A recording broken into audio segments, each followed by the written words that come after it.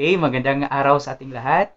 So, ako nga po si Ginoong JB Arbues na kasalukuyang nagtuturo ng mga signaturang Filipino sa University of Cebu Main Campus Senior High School.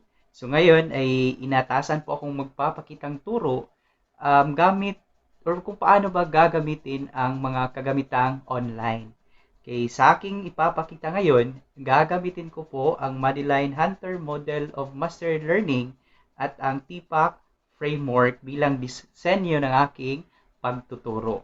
Sisimulan ko po ang aking pagpapakitang turo sa pagpunta ko po sa Google Classroom. Dahil sa Google Classroom po, lahat ng mga activity, announcement, assignment, ay dito ko inilagay. Okay? So, bago ko ipapakita ang formal na diskusyon, meron muna ako ditong inihandang mga parang isang orientation sa unang araw ng klase. So, naghahanda po ako ng mga dapat tandaan at kailangang sundin sa loob ng Google Classroom at sa virtual class. Then, meron din akong mga commitment or sinumpaang pangako na kailangan nilang sagutin gamit yung Google Form. At saka, meron ako ditong isang ginawang larawan na kung saan nagpapakita kung ano yung mga kailangang sundin sa pagpasok sa Google Meet or Zoom virtual class. Okay? So, at saka po, na-post ko na rin yung curriculum guide bilang gabay nila kung ano yung mangyayari sa loob ng isang semestre. So, bilang pagsisimula, meron po ako ditong inihandang isang video mula sa YouTube na kailangan nilang panoorin. Ito po ay pwede nilang panoorin sa kanilang komportableng oras. So, ibig sabihin, ito po ay isang asynchronous learning.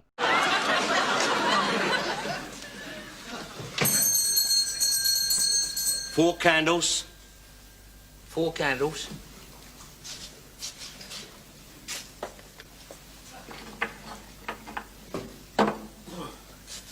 Here you are. Four candles. No, four candles. Well, there you are. Four candles. No, four candles. Handles for forks.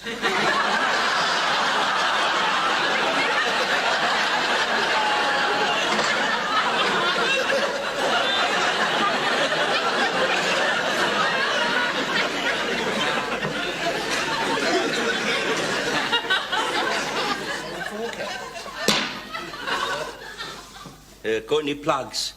Plugs? Yeah. What kind of plugs? A rubber one, bathroom.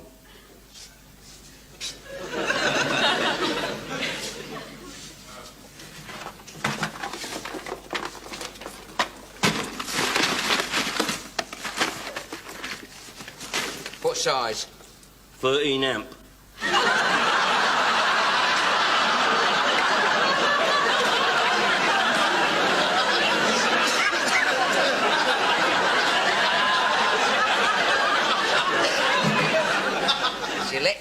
Electric bathroom plugs, you call them. Trade, electric bathroom.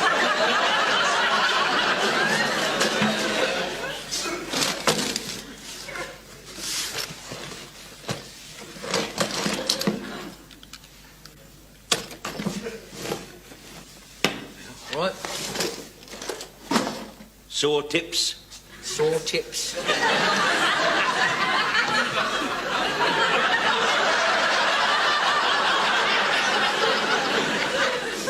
What do you want, ointment or something like that? What do you want? No, saw tips, but covering the saws. Tips. No, we haven't got any. Coming in, but we haven't got any. Got any O's? O's? O's.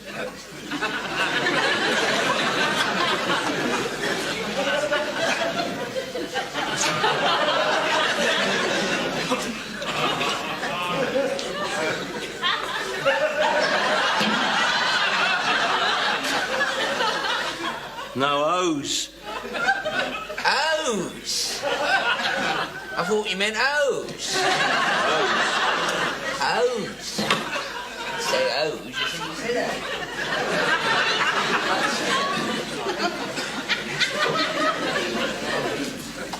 O's. O's. Hose, he meant hose. No, hose. Hose? What a... Oh, you mean pantyhose? Pantyhose. No, hose, hose. Hose for the gate.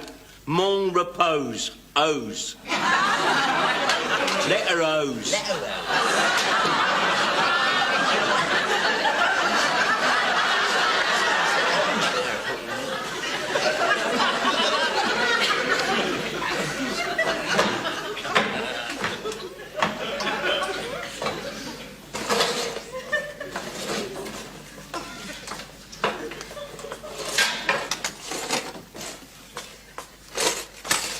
How many did you want? 2. 2. Right.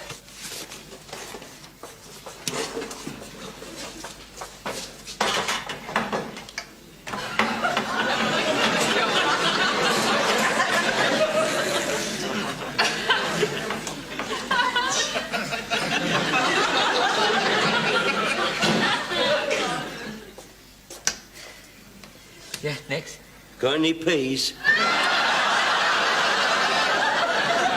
God's sake, why didn't you bleeding tell me that when I'm up the stairs? I'm up the stairs already for that leave to tell me bleeding there. I'm up and down the shop all the time. I've got all the shop up and down the hill today. Why don't you tell me when I'm playing these things? I'm playing by the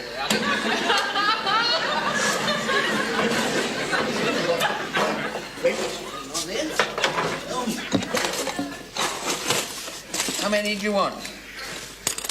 No, tins of peas.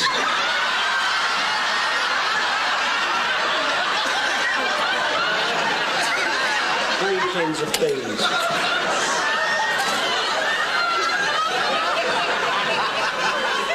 You're having me on, aren't you? Having me on.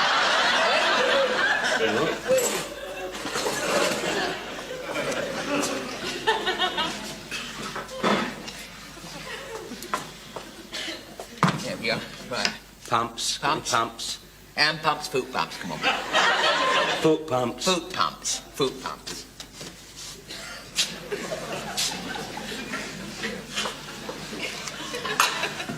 You see the foot pumps? Tidy up in you. Man, I think so. There we are.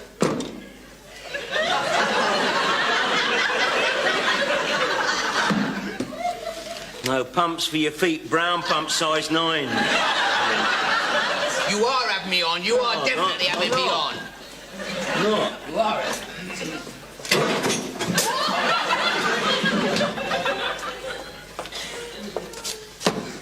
Washers. What, windscreen washers, car washers, dishwashers, floor washers, back scrubbers, lavatory cleaners, floor washers. Half-inch washers. Oh, tap washers, tap washers. Yeah. Look, I've had about enough of this. Give us that list. Let's make it all myself down here. What's this? What's that? Oh, that does it. That does have it. I've had just about enough of this. Mr. Jones, will you come out and service customer, please? I've just about had enough of this. Look what it's got on there. Look what it's got on there. Right. How many would you like? 1 or 2?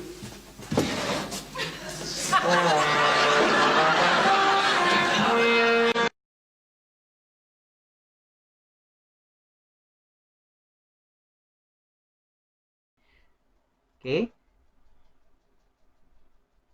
So yan, dahil natapos na nila yung video, mayroon po ako inihanda dito na isang Google slide na kung saan ito ay mga katanungan at saka graphic organizer na may kaugnayan sa videong napanood. So una, ano ang nais ipahiwatig ng videong napanood? At ang pangalawang slide naman ay sa iyong palagay, ano-ano ang sangkap sa mabuti o epektibong komunikasyon. So ito po ay clickable. So maaari nilang ilagay yung sagot sa box at kagaya rin sa graphic organizer, so pwede nilang ilagay yung sagot sa mga box or sa kahon. So kasunod po ay ang inilagay ko na rin dito yung mga layunin. So ano-ano ba yung mga layunin na kailangang matamo sa talakayan? Ito po ay ginawan ko ng poster na kung saan makikita ang layunin. Una, natutukoy ang mga kahulugan at kaabuluhan ng komunikasyon. Pangalawa, na ibabahagi ang mga karanasan na nagpapakita ng kahalagahan ng isang epektibong komunikasyon. At pangatlo, ay nakabubuo ng isang strip ng comic or comic strip gamit ang Google Slide batay sa mga sitwasyong ibibigay. Pagkatapos nilang mabasa yung mga layunin, okay, sa bahaging talakayan, dito po ay mayroon akong ginawang recorded video na kung saan tumatalakay sa paksang komunikasyon. Okay. Hi! Kumusta po?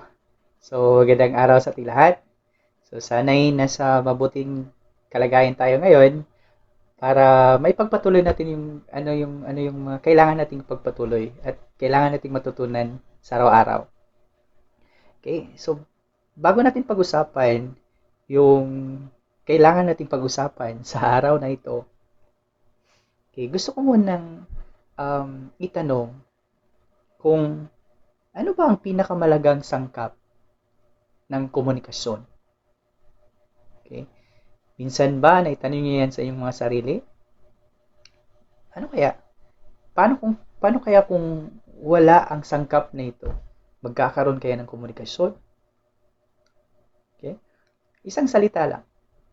Ano yung agad na maiisip niyo kapag sinasabing komunikasyon? Okay? At ito ay ang tinatawag natin na wika. Tama. Ang wika ang pinakamalagang sangkap ng isang komunikasyon. Bakit? Simple lang. Dahil kung walang wika, paano ka makikipag-usap? 'Di ba? Paano ka makikipag-ugnayan? Kung walang wika, paano mo ipapadala yung mensahe? Okay? Paano mo maipaparating yung gusto mong sabihin? 'Di ba? At marami pang iba. At ngayon, pag-usapan natin yung tinatawag na komunikasyon. Okay, ano kaya ang komunikasyon? Okay, kung napapansin niyo sa slide, so mayroon tayong tinatawag na Bitmoji. Okay, sa unang Bitmoji, sinasabing, kumusta ka? Okay, sa pangalawa naman, ano gawa mo? Okay, sa dito naman banda, sa ilalim, so parang parang lumuluha na sa kakatawa. Tama? At yung isa naman ay parang, ano yan, okay lang, thumbs up. Okay? So, matatawag ba natin na sila ay ito ay isang komunikasyon? Yung mga nasa Bitmoji? Pwede, di ba? Okay? Sa kumusta ka? Di ba? Ano gawa mo? Okay? Kahit yung sa mga ekspresyon, yan ay may gustong iparating.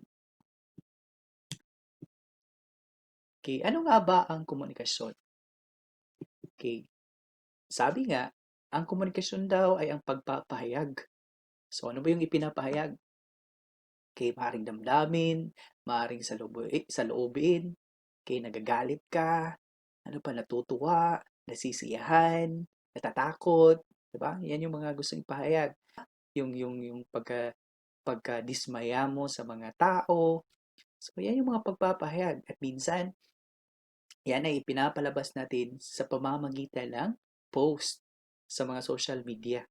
Doon natin ipinapahayag lahat ng mga ano yung gusto nating sabihin. Tama? Okay? Ang komunikasyon din ay paghahatid ng impormasyon or pagbibigay ng impormasyon sa mabisang paraan. Nagpapadala. Nagpapadala ka ng impormasyon. Pangalawa ay ang pakikipag-ugnayan. Tama. Kumusta ka?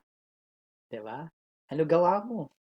So, yan ay pakikipag-ugnayan, pakikipag-usap, pakikipagpalagayan, o pakikipag-unawaan. Ito ay ayon sa Webster. Okay, pangatlo ay ang proseso ng pagbibigay at pagtanggap. So, ibig sabihin, mayroong ibinibigay at mayroong tumatanggap. So, ano ba yung ibinibigay? Mensahe. Ano yung tinatanggap? Mensahe. Okay, yan yung komunikasyon. Okay, nagpapalipat-lipat sa mga individual ang mga impormasyon, kaalaman, kaisipan, impresyon at damdamin. So, palipat-lipat. Okay? Kaya nga minsan, kung may mga impormasyon tayo na nakukuha or natatanggap, minsan hindi na yan yung tamang impormasyon, 'di ba? Dahil ano yan, lalo na yung sinasabi lang or binibigkas lang, 'di ba? Minsan mayroon nang nawala sa impormasyon. Minsan mayroon nang naidagdag at minsan yan yung dahilan ng hindi natin pagkakaintindihan, 'di ba? Dahil may kinuha, may tinanggal at may dinagdag na impormasyon. Okay? Panghuli ay ayon naman kay Cruz 1988, ito daw ay nagbubunga ang ganitong pagpapalitan ng pagkakaunawaan at kaunlaran ng isang lipunan o sa isang komunidad. Kahit nga sa buong bansa. Sa ating bansa, kung napapansin natin na ang dami nating dialekto, ang dami nating lingwahe na bawat rehiyon may sari-sariling lingwahe, tama? May sari-sariling dialekto. Kaya nga nabuo ang isang pambansang wika dahil sa kagustuhan nating magkakaisa ang bansang Pilipinas. Dahil kung walang wika or walang iisang wika, paano tayo magkakaunawaan? Okay? So, may mga iba't ibang antas ang komunikasyon. Una, ang tinatawag natin na intrapersonal. Sa salita pa lang, intra, ibig sabihin, sarili. Tama? So, paano kaya nagagawa ang isang intrapersonal na komunikasyon? Minsan, kung tayo nagsasalitang mag-isa, parang iniisip ng iba na yung taong yan ay baliw. Tama? Diba? Pero hindi pala. May komunikasyon pala na intrapersonal. So, ano ba yung intrapersonal na komunikasyon? So, ito ay nakatuon sa sarili o paraan ng pagkikipag-usap sa sarili. So, ano-ano ba yung mga halimbawa ng intrapersonal na komunikasyon? Okay? Mangyayari ito sa tuwing tayo ay nagkakaroon ng refleksyon. Ba, refleksyon. Pagninilay-nilay. Okay? Evaluasyon sa ating sarili. Diba? Minsan na itatanong natin na, bakit ba ako pinagpalit? Kapalit-palit ba ako? Ano ba yung meron sa kanya na wala ako? Diba? So, evaluasyon sa sarili. Pag-iisip ng ating plano sa buhay. Okay? Nagpaplano ka sa hinaharap. Paano ba sumikat? Paano ba yumaman? Diba? So, yan ay pag nagkikipag-usap ka sa sarili. Okay? Dasal. Correct. Ang dasal ay isang pakikipag-usap sa sarili. Meditasyon or meditation. Okay? Kasunod na antas ng komunikasyon ay ang tinatawag, syempre kung may intra, so may inter. So, interpersonal. Kung saan, ito ay nagaganap sa pagitan ng dalawa o higit pang kalahok. So, ang interpersonal ay nagaganap sa pagitan ng dalawa o mahigit pang tao sa isang tao ay mahigit pang mga tao o sa isang tao at sa isang maliit na pangkat. So dito na, kumbaga, mayroon ng pagpapalitan ng ideya. Okay, halimbawa, maaring makikita ang interpersonal sa dalawang magkakaibigan. So magkakaibigan nag-uusap, diba? Nag-chismis, nag-chika-chika. So yan, naglalambingang magkasintahan. Ay, yun. So yan yung gusto ng lahat. Yung sweet-sweet ng magkasintahan. Diba? Yan na interpersonal. Okay? At brainstorming o yung pagbabagyuhang utak ng mga mag-aaral. So yan ay isang interpersonal kung saan mayroon ng nagaganap na pagbibigay o pagpapalitan ng impormasyon sa isang tao patungo sa isang tao. Okay, kasunod ay ang organisasyonal. Okay, mula sa salitang organisasyonal, siyempre nagaganap ito sa isang organisasyon or sa isang samahan sa pagkita ng mga taong may iba't ibang posisyon, obligasyon at responsibilidad. Okay, halimbawa nito ang simbahan, kampanya or kumpanya, paaralan, at syempre yung pamahalaan. So, yan yung organisasyonal. Okay. Modelo ng komunikasyon.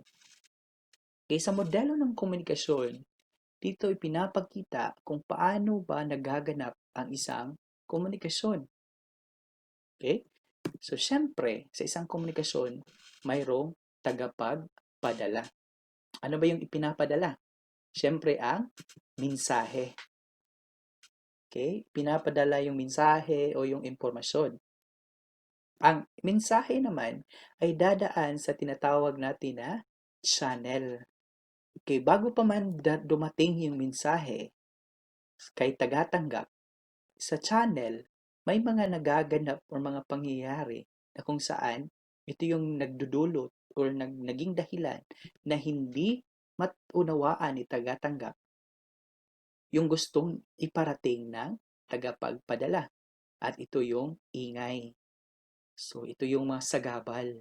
Sagabal sa channel. Okay? So, tanong, kailan ba nagaganap or kailan ba natin masasabi na si tagatanggap ay magiging tagapagpadala? Okay, tingnan yung modelo. So, magiging tagapagpadala si tagatanggap kung nagbibigay siya ng tugon o reaksyon papunta kay tagapagpadala. So, sa makatwid, parang cycle yung komunikasyon. Diba? May tagapagpadala patungong tagatanggap or vice versa. Si tagatanggap magiging tagapagpadala at si tagapagpadala magiging tagatanggap. Okay, halimbawa, meron kong ipapakita ng halimbawa ang sitwasyon. Okay, nagte-text. So, ang gusto mong mensahe or ang pinapadala mong mensahe ay nagpapasundo ka gamit yung cellphone at ang cellphone ay ang channel. Okay? So, bago pa man dumating sa taong pinapadalhan mo ng text, nagkakaroon ng mahina ang signal. So, dito nagaganap yung sagabal. Nangyayari yung sagabal. So, ano kaya yung magiging resulta? Okay? Pwedeng galit na galit yung nagtitext sa text dahil hindi nasundo. Di ba? Hindi nasundo. Dahil nga sa mahina ang signal. Dahil sa mahina ang signal, hindi natanggap ni ka-text ang pinapadalang mensahe ni nagtitext. Okay. May iba't ibang uri ang komunikasyon. Okay. Una, ito yung tinatawag natin na pabigkas. Okay. Pabigkas. Sabi nga, ito daw ang pangunahing paraan upang mapanatili ang pakikipag-ugnayan at pakikipagkaisa ng mga tao. Tama. 'Di ba? Kahit nga sa bahay kung hindi tayo nag-uusap, parang ang sakit na sa pakiramdam. Okay? Ito daw ang pinakapundasyon ng anumang wika at pagsasaling kalinangan sa mahabang henerasyon. Okay, halimbawa nito ay ang sinaunang kalinangan na nakabatay sa pabigkas or pasalitang tradisyon ay ang pananampalataya. Diba? Kasunod ay ang pagtatanim at pag-ani, kung saan mayroon tayong mga paniniwala na sabi nila, sabi ganito, ganyan. Diba? Yan yung mga sabi-sabi ng pabigkas. Pagpapagaling sa may sakit, diba? Kasal, diba? Ang dami nating paniniwala sa kasal. Diba? Ano pa? Pagsilang, diba? At kamatayan. So yan, may mga sabi-sabi na hanggang ngayon, kahit nga sa bagong henerasyon, meron pa rin naniniwala. Okay, kasunod ay ang pasulat. Okay, ito naman ay ang pagsasatitik ng mga pahayag, ideya, kaalaman, iniisip at nadarama na may tiyak na layunin. So, syempre, may mga tao talaga na hindi kayang ibuhos, di ba? Hindi kayang ipalabas kung ano yung gusto niyang sabihin. Kaya idadaan na lang sa sulat. Nakabatay sa alpabetong gramatika o struktura ng wika at kumbinsyong wika ang pagsulat ng isang tao. Yes. So, kung ano yung nakasanayan niyang ginagamit na alpabeto, so dun siya marunong. Okay, sa pasulat na paraan. Okay, kasunod ay ang tinatawag natin na computer o yung ginagamitan or komunikasyong ginagamitan ng computer. Or ito yung tinatawag na computer-mediated communication or CMC. So, dulot ng pagpasok ng internet. Sabi nila, ito daw yung uri ng komunikasyon na parang maaari nagsabihin na parang combination, di ba? Parang pinagsama yung pagsalita at pagsulat or pabigkas at pasulat na komunikasyon. Di ba? Bakit pabigkas? Dahil mayroon ng mga online app, di ba? Na kung saan pwede mo nang sabihin face to face, virtual, di ba? Na kung saan kaya mo nang makipag-usap through online at sabihin kung ano yung gusto mong sabihin. At syempre, pagsulat through text, through chat, diba? Through email, at marami pang iba. Okay? So, yan yung tungkol sa komunikasyon. Okay? At ito yung mga sanggunian, okay, batayang aklat, at mga links, kung saan ito ko kinuha yung mga impormasyon. Okay? At kung meron kayong mga katanungan, so, ihanda lang yan para sa gagawin nating virtual class. Dahil bibigyan ko kayo ng pagkakataon na magtanong kung meron kayong mga pagditinaw, kung hindi na naunawaan tungkol sa paksang tinalakay. Hanggang sa muli, maraming salamat sa lahat. Paalam!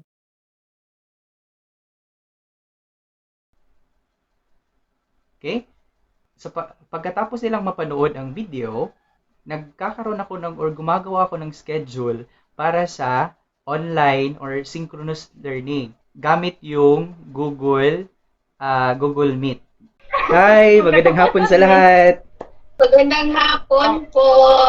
Hi, nasan ba yung iba? Po, Sir JB. Bakit parang ang daming absent? Wala po. Baka walang connection pa po, Sir JB.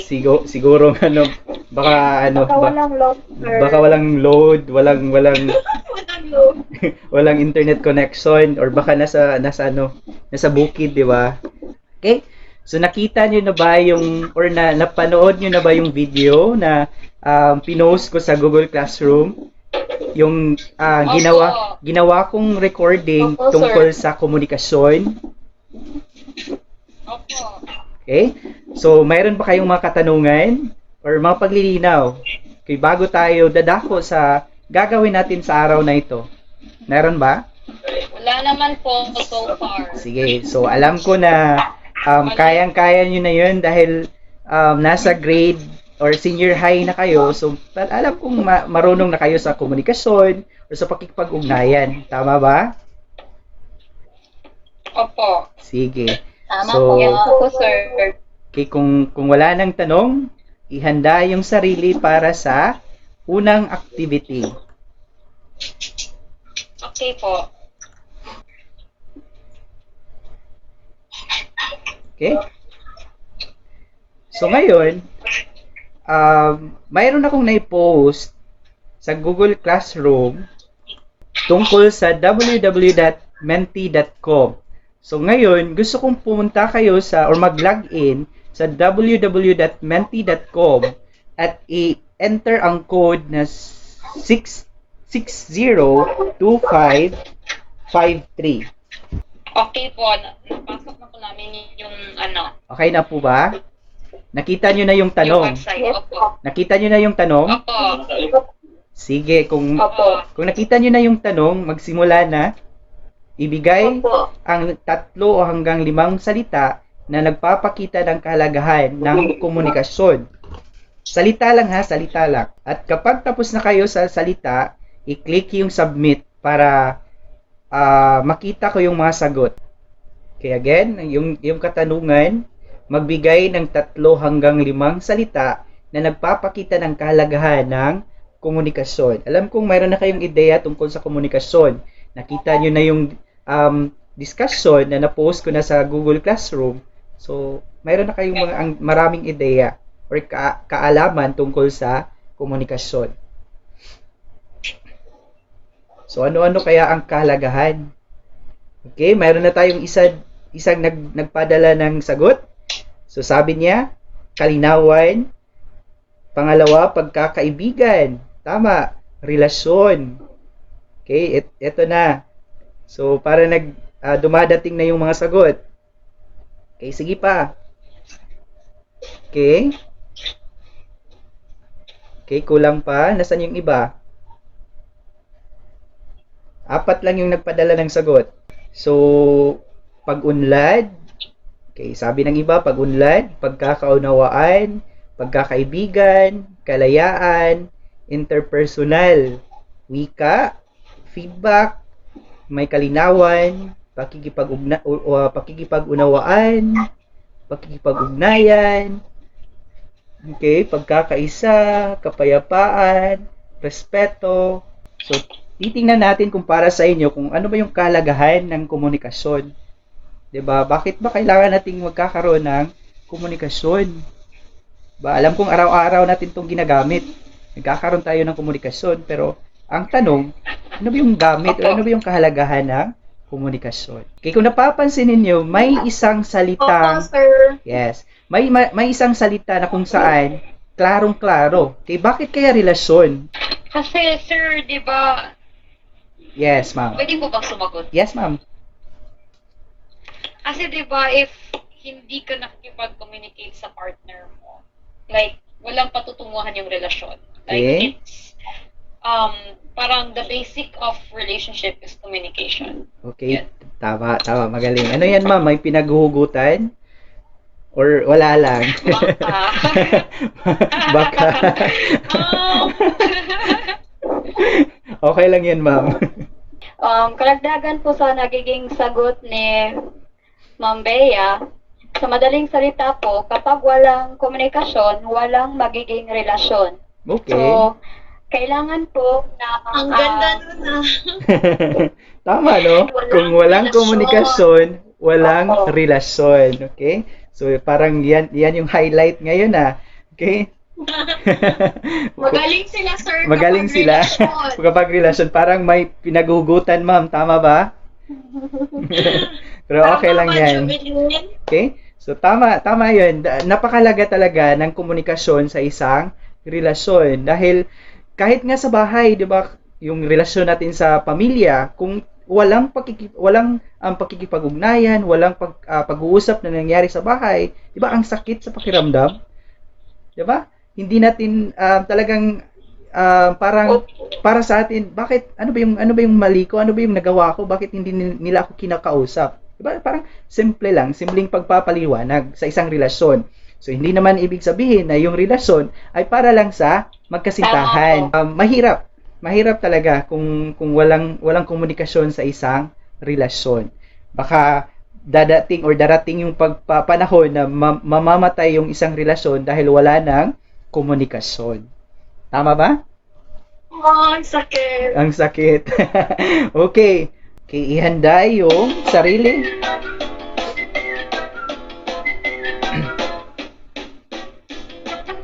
Ipasok na lahat. 4. 4 lang ba tayo lahat? Okay po. 4 lang. Parang 4 lang talaga, no? 5 na. 5 lang. Unang katanungan. So, bawat katanungan ay may oras na nakalaan. So, maging mapagmatsyag. Opo. Okay? Tingnan yung oras.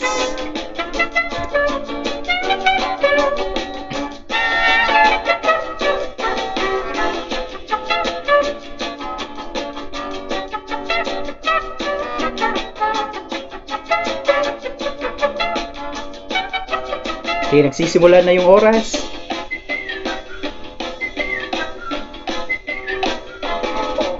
Okay.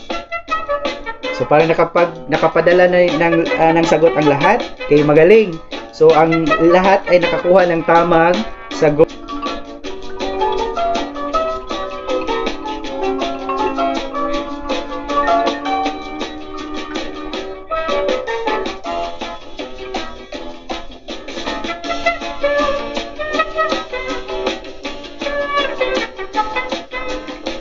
Okay?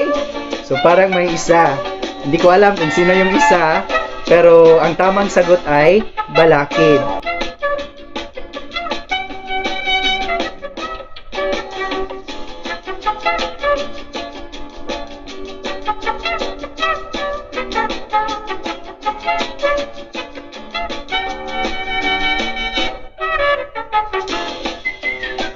Okay, tama.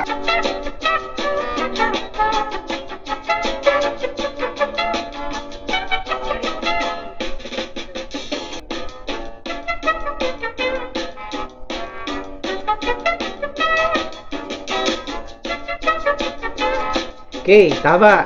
So, ang lahat ay nakakuha ng tamang sagot.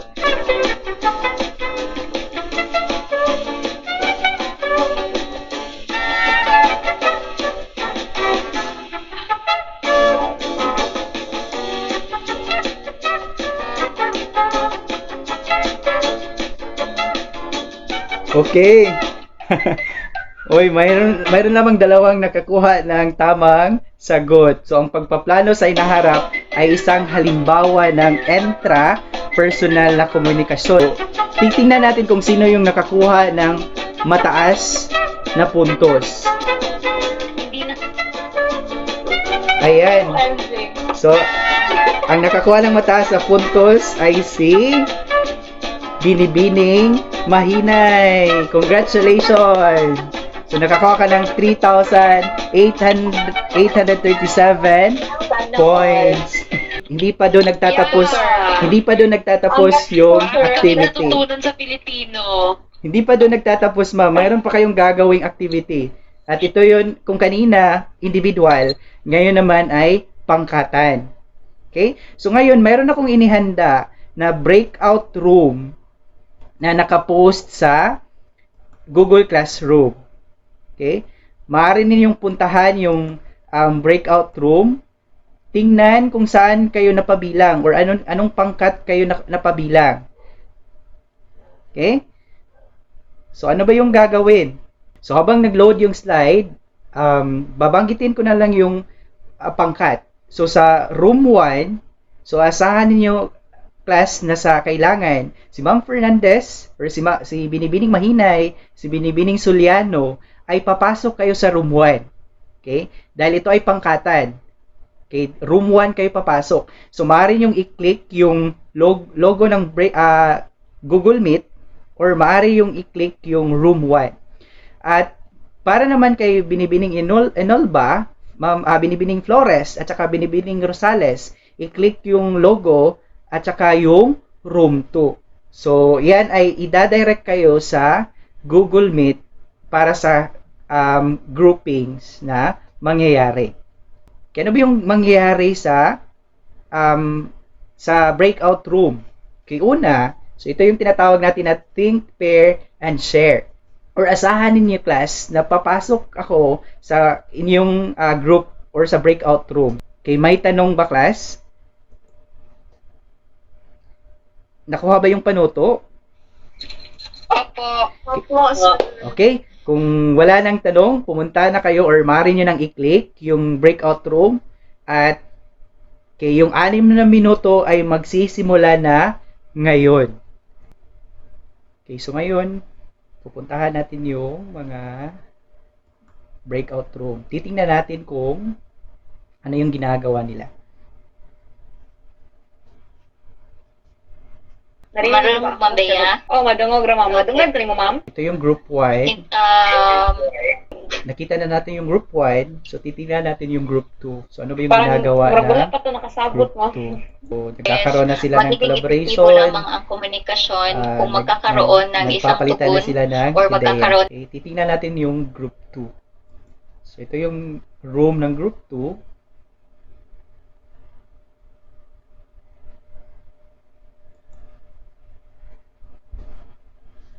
tayo. Pero I don't know kung yun ba yun. Ikaw, isa man ikuhang kuan.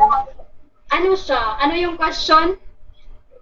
Sitwasyon? Bakit mo nasabi na ang ibinahaging karanasan ay isang epektibong komunikasyon? Kasi yung mama So, ba? nagkakaroon na rin sila ng Magbigay ka na lang, pagpapalitan tay. ng Wala. ideya Wala. or collaboration. Bitaw dali siguro. Nakalimot.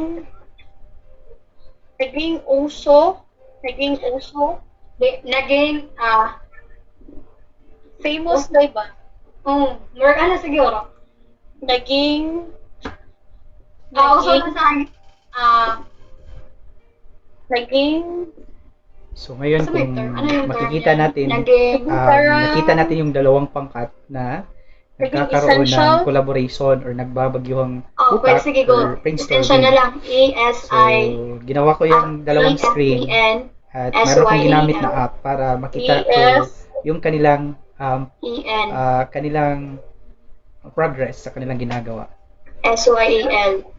So ngayon, dahil sa yung group 1, yung unang nakatapos sa ginawang activity, so kaya ang unang maglalahad ay ang ang group 2 pala. Sorry, ang group 2 yung unang nakatapos ng activity. So kaya ibig sabihin, ang unang maglalahad ng kanilang gawa ay ang group 1. So palakpakan natin yung group 1.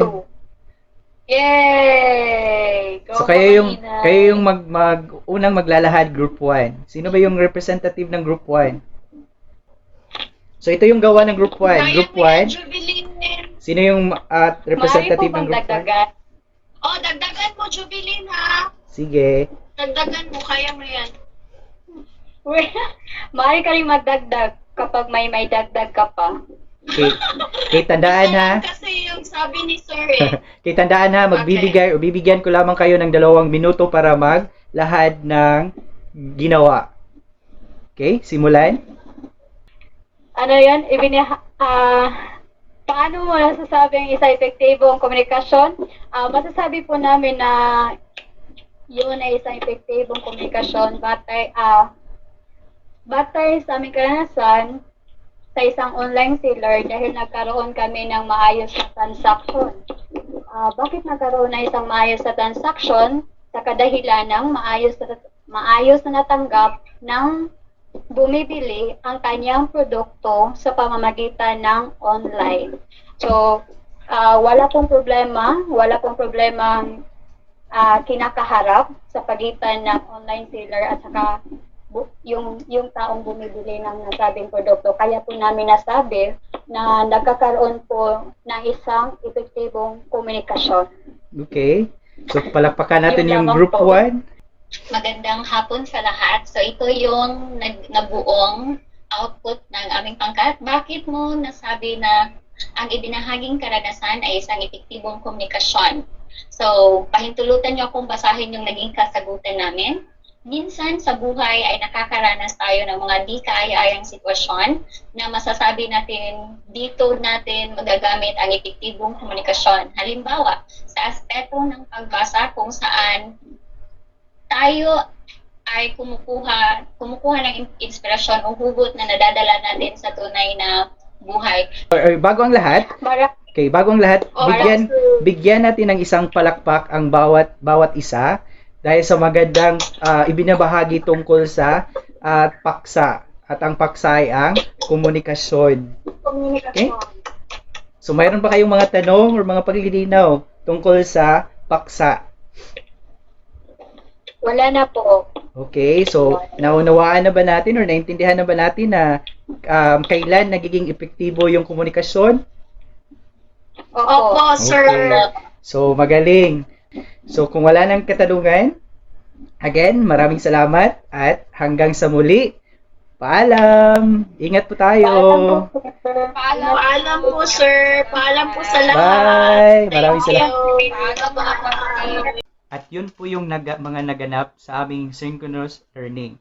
Okay, bilang panghuling activity, ito po yung performance task nila.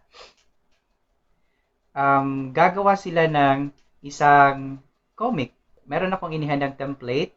So, ang kailangan lang nila ay gawan ng pag-uusap batay sa kanilang kagustuhan. So, maaari silang pumili ng paksa. So, at ito po ay may rubrics. Ito po ay kailangan nilang lagyan ng pamagat at ilagay ang pangalan bilang may akda. At kailangan nilang pagbatayan yung pamantayan o rubric na nakalagay sa performance task. Okay? So, at yan po ang aking pagpapakitang turo. At maraming salamat sa lahat at magandang araw.